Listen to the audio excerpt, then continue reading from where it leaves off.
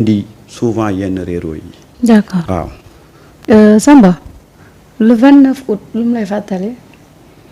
mooy keroog ba ñu rajee sama waaja kooku dem ci guddi ba tey maa ngi koy xool day sax. le 29 août 2016. ci la Macky Sall rajee woon Ousmane Sonko. waaw ci impôt et domaine. tey le 29 août 2025. waaw Ousmane Sonko est le premier ministre du Sénégal. xam nga lu ko indi. voilà gëm yàlla. première leçon à tirer gëm yàlla. gëm yàlla rek. te 29 août 2016. ñu dàq ko. mu ngoy ca la taxoon ñu dàq ko continuer di def combat am xam ne man donte dàq nañ ma. waaye du tax ma renoncer samay principe du tax ma renoncer samay ambition damay continuer di xeex lu ma ci am jël. lii dañ ko war a jàng ci le parcours de Ousmane Sonko. nee naa la le parcours de Ousmane Sonko c'est une leçon de vie chaque acte posé doit nous servir de leçon boo xam ne ñun dañ koy jël approprier ko. pour ñun ñi janoog àdduna jël àdduna këf ko di daw ak moom te toujours àdduna mooy mujj. mooy mujj gagné. waaw. dama leen di ne man quand je l'analyse j'analyse son parcours ou son discours je ne l'analyse pas sous l'angle politique. mais je l'analyse sous l'angle humain être humain. nga am loo gëm nga am loo xam ne moom nga gëm muy sa borom ban comportement nga war a am sur le terrain. dama yokkale foofu. acca vas-y maan yemul rek ci gëm suñu borom. mais da ko wóolu. daf ko wóolu doyloo ko. te loolu moo ñu manqué. loolu moo manqué ñu bëri fii ñun ñëpp gëm nañ yàlla de. wóolu wuñ ko. mais fii ñi fi wóolu yàlla doyloo ko. ñooñu bëriwul nag. bëriwul de. loolu moo def différence gars yi politiciens yi ngay fii gis ni yëpp gëm nañu yàlla. mais est-ce que wóolu nañ ko doyloo nañ ko. waaw loolu moom. et dans le discours de l'ex-maire de Dakar regoo ci loolu muy xam na ni moom consciemment wóoluwul suñu borom. mu ne su ma defee loolu gëm naa yàlla waaye nte doyloo ma ko déedéet du ñu yeggal foofu yëpp. wóolu yàlla doyloo ko si ay actes yooyu posé la ko nit ñi di gis ne kii dangaa gëm suñu borom. te doyloo ko. waaw jarul nga ñu koy wax. Ousmane ci li mu def. mooy ku gëm yàlla la. wakkirlu suñu borom doyloo ko jébbal ko léppam. naka kun fa yakun lépp lu xew ci àdduna yaa koy dogal. man damay bay sama waar. li ma war a def ci liñ ma sant dinaa ko def ba mu mat lu ma ci fekk ma jël xam ne loolu ndogal la yow boo jël avant man may judd. jàngal nañu foofu. loolu da jàngat la loolu. bu rëy mais est-ce que ñun ñëpp ñu ngi ciy tirer leçon. waaw loolu nag mooy problème bi. jaar-jaar moom mooy nit mooy parcours. discours moom mooy nit. cohérence moom mooy nit. jàngal nañu ko leneen loo gis ci Ousmane lu dul discours parcours cohérence. loolu de la ñu jàngal ne gëm yàlla. c'est tout un ensemble. mais ba ca gën a am solo mooy gëm ko ba pare doyloo ko. di sabab lu xam ne le dernier mot lui revient. Ousmane n'a jamais cru que son destin politique était lié entre les mains d'un homme. loo ci gis levier yi nga xam ne ñun moom la ñu mës a xalaat ne loolu mooy defar homme politique. dafa ñëw ba ñu joué wul franc jeu daf leen attaqué. te kenn benn homme politique ñemewul woon attaquer ces leviers là parce que homme politique yi fi jaar yëpp dañoo gëmoon ne leviers yi ñoo lay defar. waaw ñoom ñëpp dañoo gëmoon ne il faut collaborer avec les certains leviers de l'État pour ñu defar la gars yi ne la boo bëggee nekk sa politique sa nga am assise politique il faut collaborer avec les médias. nga dugg ci jeu boobu médias yi commencé di la chantage. Ousmane il est le premier à attaquer la justice il est le premier à attaquer les médias les deux pans yi nga xam ne moom la suñu homme politique yi gënoon ragal. parce que dañoo jàppoon ne la leen di defar ci seen carrière politique levier yooyu la. boo defee ñu ne presque quatrième pouvoir ñu xoggaliku.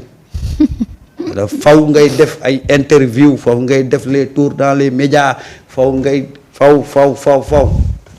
dugal la ci benn canevas bu nga xam ne. doo ci génn ba faw. soo waree gëmm ñoom ñu naan la gëmmal. waaw soo waree xipp ñu naan la xippil. soo waree reetaat ñu naan la man boobu rek laa bañ. waaw ñu forcer la sourire bu nga xamante ni. ay faux expert en communication. te bala ñu la ko mën a defloo rek jour bu nga xam ne sa xol neexul ñu bëgg laa forcer. ne la reetaanal. naan la lan. mais ngay santé. waxal banana. homme politique ñoo leen dofloo. yow fii la fi campagne ñëw Abdou Diouf jëli Jacques Séguéla indi ko ci dëkk bi dugal ko ci tool yi mu gàddu batañse ku xam histoire yi batañse ak Sénégal nga xam ne mënoon na jël leneen lu dul batañse. xam ne kenn du ko lekk. waaw waaye tubaab bi daa xool batañse bi rafet loolu nuroog Abdou Diouf mu ne ko gàddul batañse bi ah jamono jooju lañ dóor Abdou Diouf dañ koo gañe. dinañ ko gañe dañ ko gañe parce que Abdou gëmoon na ne lu ko Jacques Séguéla wax ci wàllu communication. téere la Abdou nekk ci tool yi rek tey mu gàddu batañse suba mu gàddu pombiteer gannaaw suba mu gàddu lu ne Abdou wax na ko mais Jacques Séguéla boobu dañ koo bàyyi ba élection yi jub si ñu jëli ko France fay ko xaalis bu weex tàll Jacques Séguéla xamul ban électorat la Abdou Diouf amal affaire. mais en communication. waaw est-ce que xam nga ñaata pour bi Pastef dominé disons Macky Sall ak équipement yi mu am yépp. il a fait recours à des experts. waaw en com. digital sur notamment. mais xam nga ñaata milliards la ko gars yi facturé ay milliards. Ouais. pour faire son image sur le web. kese. je te dis. loolu kay nga defoon lu baax askan wi bëggal la seen et bopp. pourtant la communication devait être très simple pour ñoom.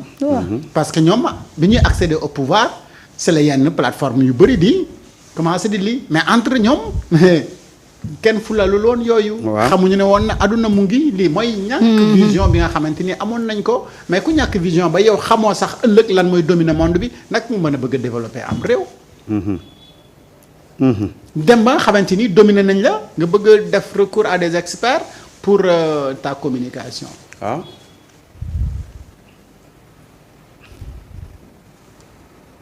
li may wax ni man personnellement j'ai été consulté pour voir yan voie ak yan levier le gars yi mën a def pour am une bonne communication sur le web leen bay wéy na mbuus de. wéy na mbuus ay baax wéy na mbuus de fi mu toll nii moom zéro stratégie. gis nga milliards 2 milliards 3 milliards 4 milliards centaine de milliards nangam sangam. bay wéy na mbuus de. ah doy na waar de. waaw xam naa le cas Ousmane de cas d'école la moom boo xamante looy chifos rek. cas xanaa d'école xamoo ne la bu Macky ñu Sall war a bi muy waaj a ba la dernière année. du Macky Sall. jógoon na pour xool nan la ñuy contrecarrer les réseaux sociaux. ah oui. il avait recruté des jeunes. ah oui. jox leen xaalis bu weex tàll. ah oui. Samba. waaye li topp di wax rek boobu fekk na bay wéy na mbuus. wéy na mbuus Samba ñun nii rek amul façon bu ñu xoqatalewul. bëggoon nañ ñu xëpp bëggoon nañ ñu xëpp. lu ñu def nañ ko. à des heures tardives sax yenn kii dañ la doon woo. waaw. pour rien que. loolu rek ngir bëgg a toog ci non yenn nguur. saa yi téléphone bi sonné kër téléphone fixe bi. décroché rek saaga nday dal tàng. nga am sa xol bu métti rek raccroché quoi. waaw. yéenay daal dëkk bi yaay. bang. te baax. te nag temps yooyu nag marcheurs blancs yi dañoo feesoon ci réseaux sociaux yi de finalement boo occupé ko. demee nii gis numéro bi muy private ma ne non private number moom aw saaga laa ci jëlee. yow waaye nag gis xale yi nga- dañoo occupé woon internet bi de. gis nga Abdou Diouf boo gisee ndeysaan xeeti drap yi ñu ko sololoon ci tool yi xam ne du tubaab boobu laa bëgg a wër ba gis ko mais tool de Simba nga fay dem. def na Abdou Diouf lu ne gis nga après moi je vous dis une histoire avec un peu comment les gens jouaient sur la propagande de la via la communication gis nga Abdou Diouf dernier meeting bi ñu koy gagné dañoo monter image yu meeting bi di ko ralenti di ko jàllale RTS soo gisee meeting bi da nga naan àdduna yëpp ñoo daje ca meeting ba waaw booba ñu ngi jéem a jouer ci perception sénégalais yi que parce que ñun dafa am ay jamono dañ doon jàpp ne ku ëppale nit ci meeting yow yaay gagné. Et nous avons vécu la même presque pratiquement même scénario le même scénario la ñu vivre ci Ablaye Wade. Ablaye Wade dernier meeting am mu ngi ko defee ci VDN bi ci lañ doon werante naan entre 2 millions et quelques militants ñoo ñëw ci VDN bi noonu la gars yi doon joué. te jamono jooju. suñu fichier électoral. yàggul woon ci 2 millions nag. waaw mais loolu lañ ko doon gëmloo. gars yi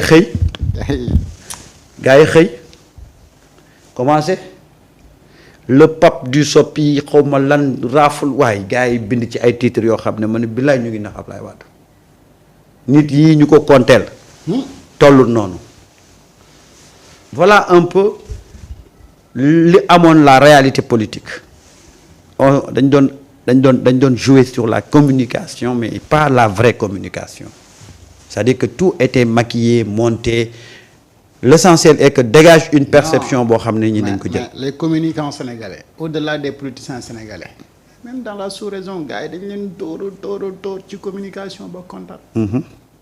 ci tegal leen ay stratégies yoo xamante ni mosul réussir. waaw.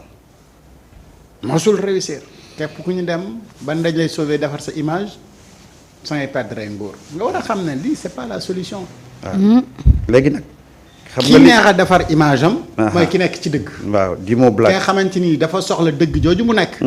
yegg ba fongale bi kooku moom neex naa dimbale ci communication. boo amee une bonne équipe. derrière ah non kooku mën naa def lu ne. waaw. waaye xam nga ki nga xam ne moom moo nekkul ci dëgg. ba pare bëgg kàccam yooyu law boobu nag pexe amu ci ne wax. day metti de. léegi nag. xam nga bu fekkee ne nag paradigme yi dañoo changé. nature électorat bi changé. da ngay adapter sa communication ci nature électorat bi. quand tu as des gens yoo xam ne yow nga am leen en face ñu nekk ay sachant xam jàng moo xam doomu daara bi moo xam ki jaar école nasaraan moo xam sax ki nga xam ne dafa nekk ci këram di gëstu. ñooñu boo leen amee nature communication bi dafay changé. li changé nature communication Ousmane dafa ñëw indi langue bi ñuy làkk. soxna Marie lu xew. li ko gën a dimbale mooy Ousmane dafa ñëw indi langue bi ñuy làkk. muy olof. léppam ci olof la. léegi la nga xam ne ñun dañu jàppee woon ne c'est inaccessible un sénégalais lambda waru ko xam boo jàngiwul ci ay université waroo ko xam muy ay pétrole muy ay gaz muy ay zircon Ousmane ne leen lii yéen a dëkkaaleeg lii war ngeen koo xam bu ngeen gisee xamu leen ko woon parce que nit ñi dañoo jógoon ci tappale doon ko utiliser de telle sorte que day nuroog loo xam ne c'est extraordinaire alors que c'est pas extraordinaire. Simplicité loolu mu simple. li ñu jafe woon mu simplal ko ba expliquer ñu ko foofu la commencé nit ñi di ko topp. zircon Ousmane a tax ñu xam ko. waaw yow xamoon nga ne zircon xamoon nga zircon. mën naa ko kay. non zircon xamoon nga ko. ndi wax dëgg fa yàlla de mosuma ko dama ko doon dégg nii rek mais. non dama koy dégg waaw. waaw non mais dama ne la je veux dire que le mot zircon ñu ngi ko commencé di ko waxtaanee. ci kër yi avec l'avènement de Ousmane Sonko. di la wax ay or pétrole bi ñu am. waaw exploitation. waaw jël sa xel focaliser ko ci ressources yi nii yéen a ko. moom askan wi. xanaa xamoon ne gis nga Wade loolu la réussir woon le fait que Wade était xoolal Wade da doon wax olof. langue bi le fait que nga approprier la langue nationale. moo ko doon dimbali ci lu bari. moo tax Wade également à l'image de Ousmane Sonko à un certain moment donné. Wade était très proche de la population. d'ailleurs Wade boo xoolee jeunes yi ñoo ko porté au pouvoir en 2000. jeunes yi ñoo ko jëlee këram point E ànd ak moom ba fi mu doon defee prestation de serment muy stade Léopold Sédar Senghor bi. Marietta keroog stade Léopold Sédar Senghor foo sànni mbàtt mu tag ca la doon waxee il faut travailler. toujours travailler beaucoup travailler. encore travailler toujours travailler. boobu stade baa ngi fees dellu te da ci ëpp yëpp ay jeunes lañ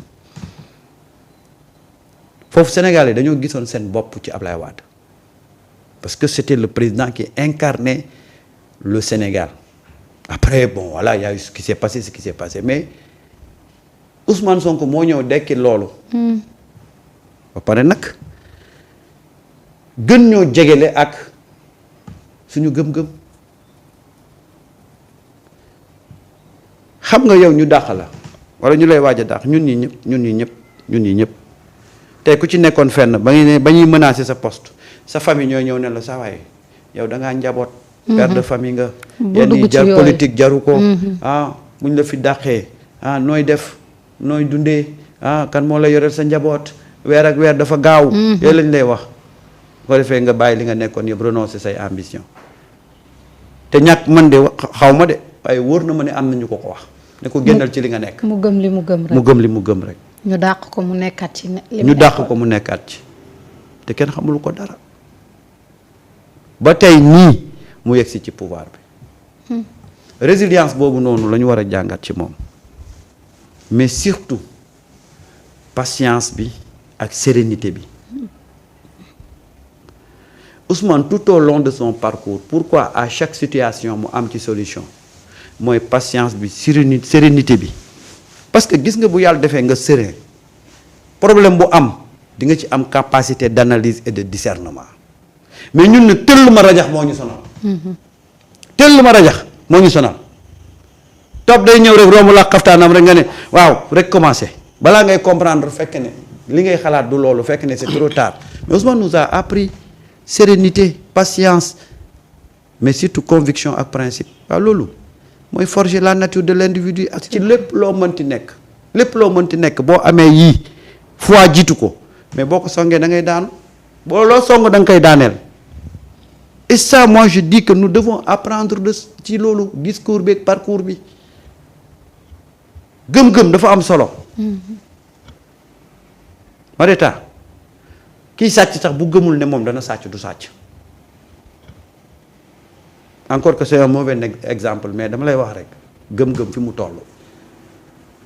et nous devons apprendre beaucoup de choses sur le parcours de ce monsieur-là tey à chaque fois que circonstance am ñu jëli discours am. lan moo ko waral bu fi waxoon bu doon du waxkati dëgg kon kenn du fi tegaat discours am voilà. Samba. waaw. dugg foofu waaye comme man communication laa jàng nag. kuy yàq foofee xaraf dama lay fem dafa am benn nulaar bu ñuy seetaan Matar Samb. ab nulaar la xam nga loo jàng waaye communication bokk ci. waaw communication du essayer jox benn blançon